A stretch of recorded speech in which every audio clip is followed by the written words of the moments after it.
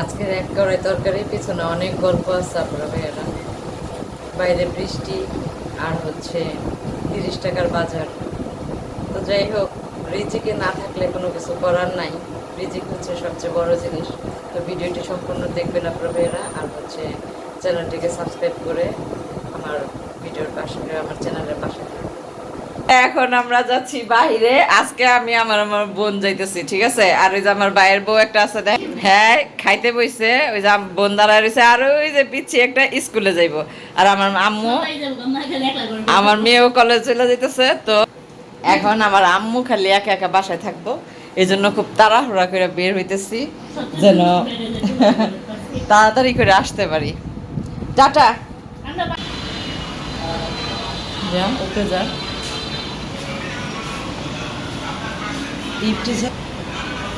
লিফটে এই যে উপরের তলায়, তো এটার উপরে নিরামিষ।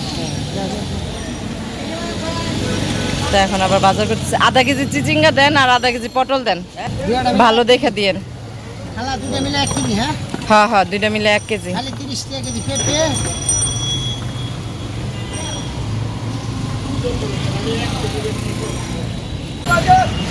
দেখেন আপনারা বাইরে কি পরিমাণ বৃষ্টি। এই বৃষ্টির মধ্যে এই যে কতগুলি বাজার করলাম, দেখছেন?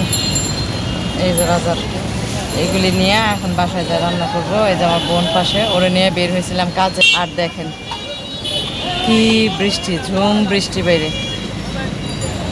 ওইখানে ওই দিনটার পরীক্ষা চল। তারপরে মাত্র বাসায় ঢুকলাম, আমার বোনও ঢুকতেছে। তাইসা দেখি, দেখেন আমার মা সব কইরা ফেলাইছে, দেখছেন? সব কইরা এই যে আমাদের জন্য চাও বসাইছে। আচ্ছা বানাও, খাই। চা বানাও, চা খাবো।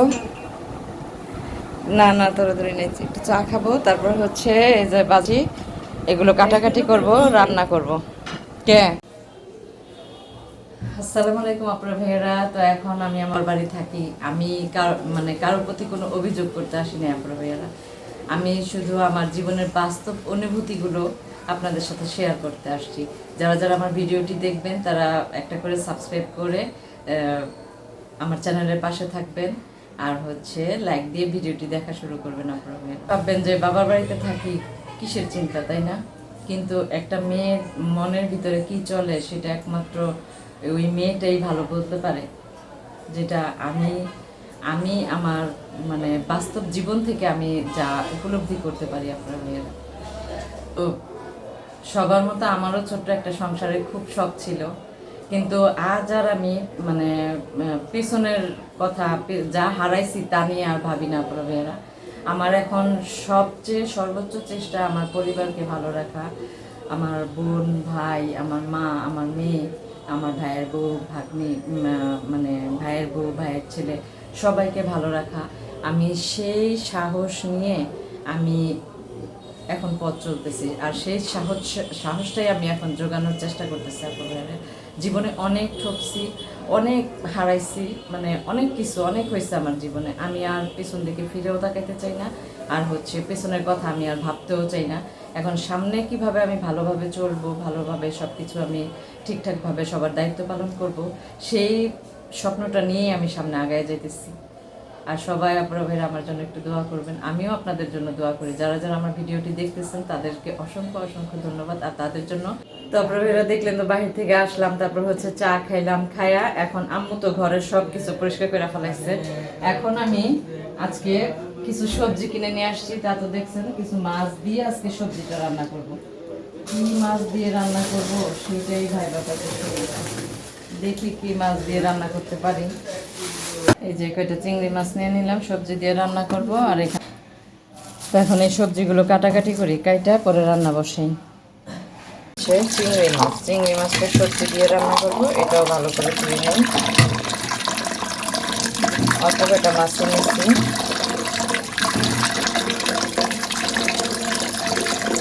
এখন হচ্ছে আমার সেই সবজি, 30 টাকার সবজি। এখানে পটল, তারপর হচ্ছে চিচিঙ্গা আর আলু। এটা ভালো করে ধুইয়া দিই।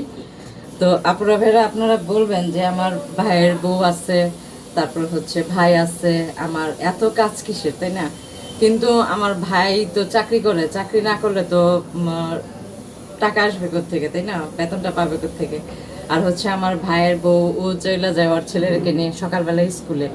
তো স্বাভাবিকভাবে ঘরের সব কিছু আমাদেরই করতে হয়, আমার আর মার মিলে করতে হয়। তা আমি অন্যকে দোষারোপ কখনোই করি না, কারণ ও যদি সময় পাইতো, আমার ভাইয়ের বউ যদি সময় পাইতো, অবশ্যই কাজটা করতো, তাই না? ও তো এখন সময় পাইতেছে না। আজকে দেখেন গ্যাসও কম, কি একটা অবস্থা, তাই না? আমার ভাইয়ের বউ বলে যে কথা যে আমি ওকে দোষবো তা না, কিন্তু ওর তো সময় পাওয়া লাগবে, ওর তো সময় নাই যে সবার দেখাশোনা করবে। তা ও আবার একটা জিনিস ভাবে যে আমি তো আছি ঘরে, মুন্নিয়াপু তো আছেই, মুন্নিয়াপু সব দেখাশোনা করবে, এরকম একটা চিন্তা ভাবনা আমার ভাই, ভাইয়ের বউ, সবার, আমার বোনও।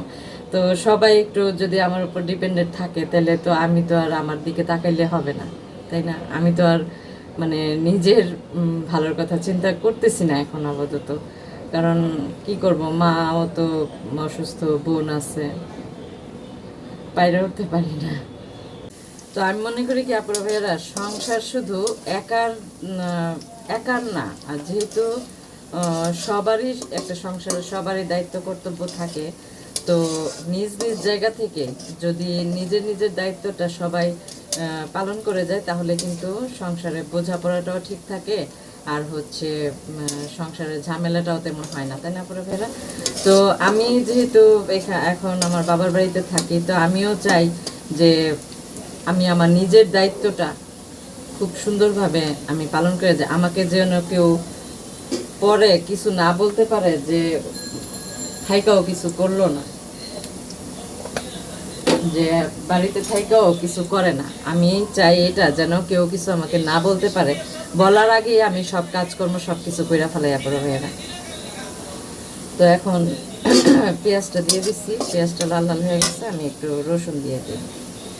বলার আগে আমি আমার সব দায়িত্ব পালন করে ফেলে। আমি কখনোই কারো উপর ডিপেন্ডেন্ট থাকতে চাই না, কখনোই না, আগেও ছিলাম না, এখনো না, যে ভাইয়ের বউ আছে বলে ওর উপর ডিপেন্ডেন্ট থাকবো না। কারণ ওর বাচ্চা নিয়ে ও স্কুলে যায়, সময় পায় না, ওরে তো কিছু বইলেও লাভ নেই। আমি যেহেতু বাসায় থাকি, আমি করতে সমস্যাটা কি, তাই না? কাজ করতে তো আর গায়ে লাগে না, কাজ করতে কতক্ষণ লাগে, কিন্তু একে অপরকে বোঝাটাই হচ্ছে সবচেয়ে বড় মানে কঠিন একটা ব্যাপার, তাই না? আপনার এটা খুব কঠিন একটা ব্যাপার, একে অপরকে বোঝাটা। তো আমার পেঁয়াজ রসুনটা মানে ভাজা ভাজা হয়ে গেছে, এখন আমি এখানে এক এক করে মশলা দিয়ে দেব। প্রথমে দিয়ে দিলাম কাঁচামরিচ, ফেরা দিয়ে আমি, কাঁচামরিচটা দিলে হয় কি, কাঁচামরিচের গ্রানটা ভালো লাগে। তো চিংড়ি মাছ দিয়ে সবজিটা পাকাবো না, তো আমি চিংড়ি মাছটাকে একটু ছোট ছোট করে দিই, চিংড়ি মাছটাকে একটু ছোট ছোট করে দিতেছি।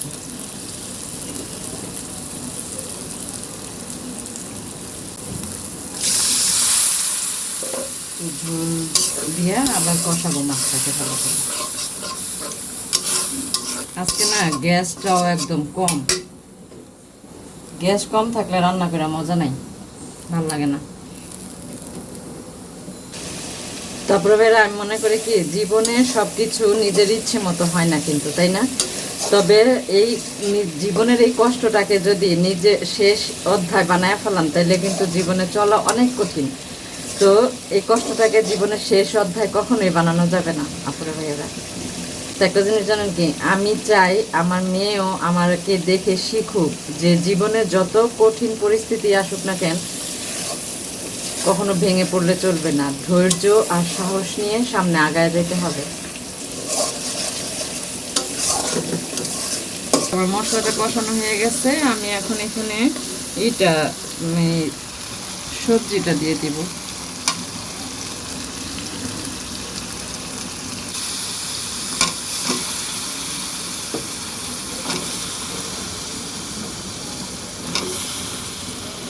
তবে রান্না করতে করতে একটা কথা মনে হলো, জীবনও রান্নার মতো, কখনো লবণ কম হয়, কখনো বেশি হয়, কিন্তু একটু ধৈর্য নিয়ে ঠিক করে আবার যদি মানে রান্না করা যায় তাহলে কিন্তু স্বাদটা প্রপার স্বাদটা পাওয়া যায়, সঠিক স্বাদটা পাওয়া যায়, ফিরে আসে। তেমনি জীবনও আপুরা ভাইয়েরা, তেমনি জীবনও অনেক অপূর্ণতা থাকে, তাই না? অনেক অপূর্ণতা থাকে, আর এই অপূর্ণতার মাঝেও নতুন করে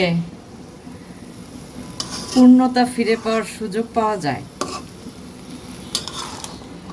সুযোগও থাকে, পূর্ণতা ফিরে পাওয়ার সুযোগও থাকে। এই অপূর্ণতার মাঝে নতুন করে পূর্ণতা ফিরে পাওয়ারও।